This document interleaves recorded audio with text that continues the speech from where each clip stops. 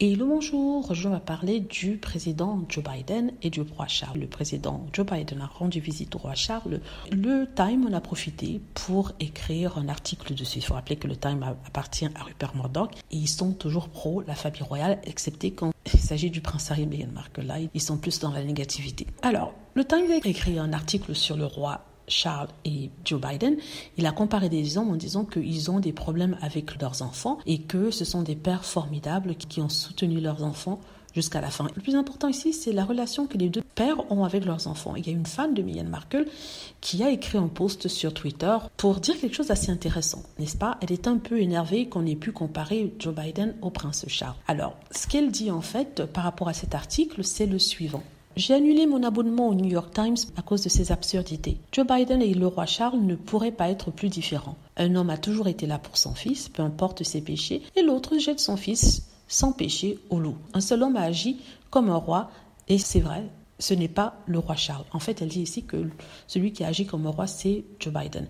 Parce que Joe Biden, peu importe les défauts de son fils, peu importe ses actions, était toujours là à ses côtés pour le soutenir, espérant qu'il s'en sorte. Et le prince Charles a rejeté son fils qui n'avait presque rien et l'a jeté au loup, lui enlevant même sa sécurité. Alors, qu'est-ce que je pense? Je suis d'accord avec elle sur le prince Harry et le prince Charles. Ça, c'est clair, le prince Charles a été très injuste. Il a jeté son fils au loup, n'est-ce pas, pour en sauver un et pour sauver la famille royale. Et en ce qui concerne Biden, je trouve que, même s'il peut être vu comme un bon père, je trouve que accepter tous les défauts de ses enfants, ce n'est pas forcément la meilleure des choses. Je m'explique. Hunter Biden est connu pour avoir fait les choses les plus terribles, dans le sens où c'est même quelque chose qui a failli détruire son père. On parle d'aller voir les prostituées, on parle de prendre la drogue, on parle de signer des contrats douteux avec des personnes douteuses. Malgré tout, Joe Biden est à ses côtés. Je comprends en tant que père, on veut le meilleur pour son fils, on veut ce qu'il y a de bien, on veut sauver son fils.